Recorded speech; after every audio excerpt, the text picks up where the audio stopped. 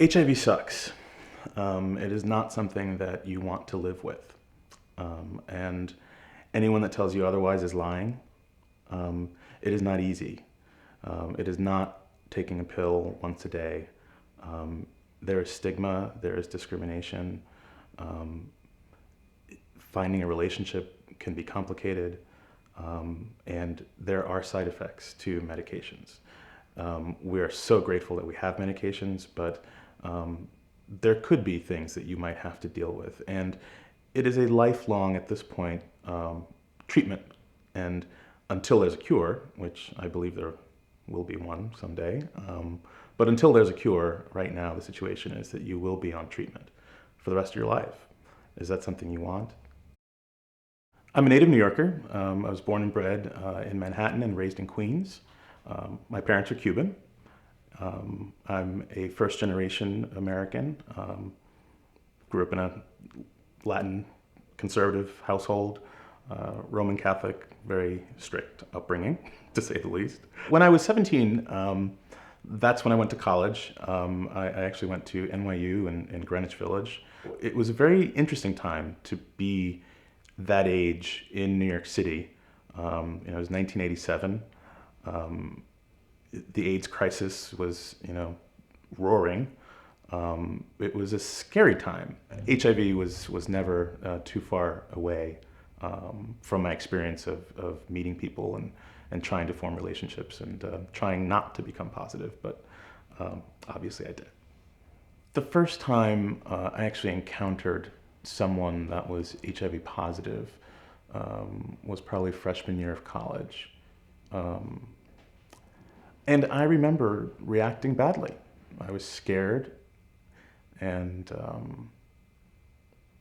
I didn't know how to react.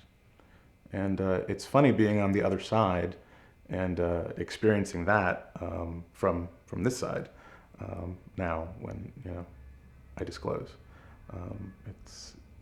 I can understand. I remember how scary that could be to hear that.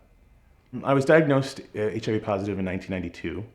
I actually had a negative test in 1991.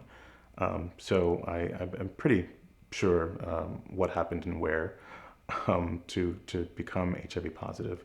I had a boyfriend at the time who, for whatever reason, wasn't able to disclose to me that he was HIV positive. We were unsafe because I had assumed incorrectly that both of us were negative, and that wasn't the case.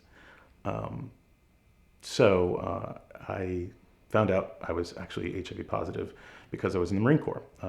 My commanding officer read from a script my diagnosis. It was actually pretty tactful. You'd think that was a cold kind of way to be told, but the military did it okay. They got that one right. I did confront my then ex-boyfriend because by that time we had broken up. And he still couldn't come to terms with disclosing, but he finally did a couple of years later. And unfortunately, he became sick and he passed away in 1994. I certainly understand the fear of disclosing, and so I can forgive him that because I know he loved me and I loved him. I was afraid because if I became positive, that would mean that I'd probably die. Several years ago, I had to actually get on treatment. When I got on treatment, I became undetectable right away, and that's been my situation ever since. So I'm very, very grateful for the treatment that's available, and I'm very blessed that my situation is as good as it is. I hope there's going to be a cure. I believe there's going to be a cure. I've always believed there's going to be a cure for HIV. We don't have it yet, but that doesn't mean we won't. And I am confident that we will have one day. And I know that the work of amfAR is very much about finding a cure. I mean, I've always believed in a cure, and so has amfAR.